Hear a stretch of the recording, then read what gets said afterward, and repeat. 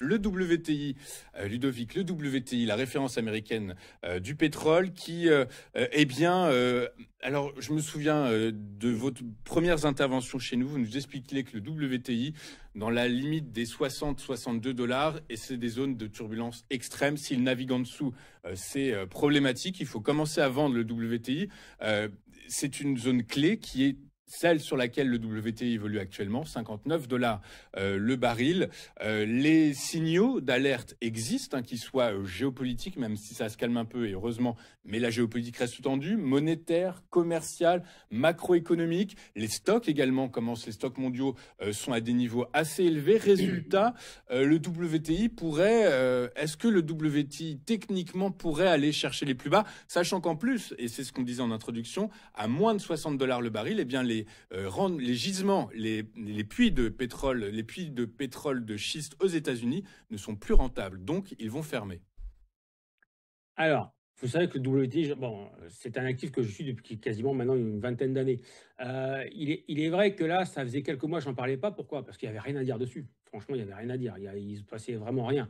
La seule chose qui était intéressante, et pour moi, c'était le gros point dur. C'est le 2 juin 2025, on a eu cette fameuse bougie impulsive qui a donné ce fameux énorme élan, hein, parce qu'on est quand même passé des 60 à 78 en même pas 10 jours. Ça a été très très rapide. Et c'est une zone clé d'ailleurs qui a tenu quelques jours.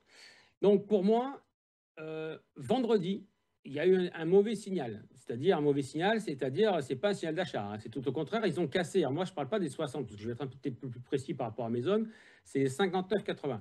Ça a été cassé en clôture. Hier, ils sont revenus faire le test, ils ont clôturé sous les 59,80. Ça repart à la baisse depuis cette nuit. Donc là, bon, il n'y a pas de doute, hein, vous allez avoir le WTI qui va atteindre aujourd'hui les 58,50, voire un peu plus. Il n'y a pas de doute là-dessus. Maintenant, comment ça va se passer sur les 58,50, 55?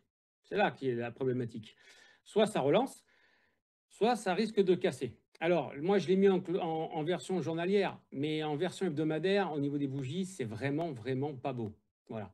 Donc, pour moi, il y a eu un signal comme quoi ça va corriger un peu plus, donc aller dans cette zone des 58, 50, 55, 30. Voilà, là, on va y aller, il n'y a pas de problème.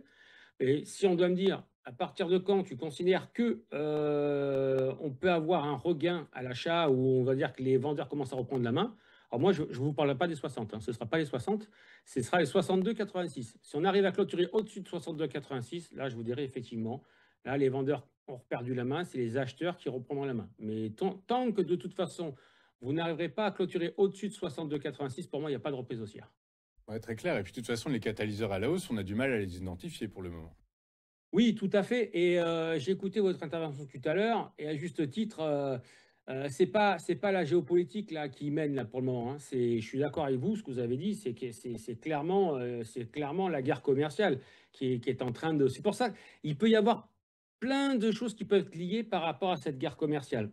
Ça risque de nous faire chuter violemment le WTI. Effectivement, bah, les terres de la même manière. Bon, les indices, les actifs risqués, j'en parle même pas. Donc voilà. Mais bon, oui, ils sont très hauts, ils sont perchés les actifs américains, c'est vrai. Est-ce que ça peut aller plus haut? Oui, ça peut aller plus haut, mais je pense qu'il faut que ça corrige d'abord.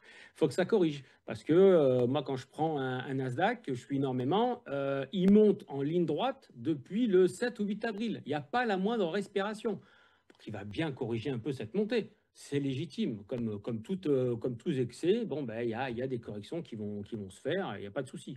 Il faut juste, pour revenir sur le pétrole, il ne faut pas qu'il clôture sous les 52, sous les 52. S'il clôture sous les 52, vous connaissez la suite. Là, il y a un trou d'air, hein, et énorme en dessous, hein. Donc voilà, ça c'est vraiment le gros support qu'il faut que ça tienne quand même, hein, les 52. Sinon, ça risque d'être dramatique. Enfin, dramatique, pas pour nous, mais voilà, pour le pétrole, oui, ça risque de faire chuter les prix. Oui. C'est ça, exactement, exactement. Effectivement, vous avez raison, Ludovic. Tout est analysé actuellement plutôt sous le prisme de la macro, de la guerre politique, la guerre commerciale entre la Chine et les États-Unis, plutôt que sous le prisme géopolitique. Et c'est plutôt globalement une bonne chose pour l'humain en règle générale. Merci beaucoup, Ludovic, d'avoir été avec nous ce matin. Ludovic Berthola, vous êtes trader et formateur chez Interactive Trading, avec nous tous les mardis matin pour nous aider à comprendre comment évoluent les marchés américains. Et je vous en remercie. remercie beaucoup, Ludovic. À très bientôt, à la semaine prochaine. Merci. Très précisément, nous, on marque une courte page de publicité. On se retrouve pour la suite et la fin de cette édition. À tout de suite.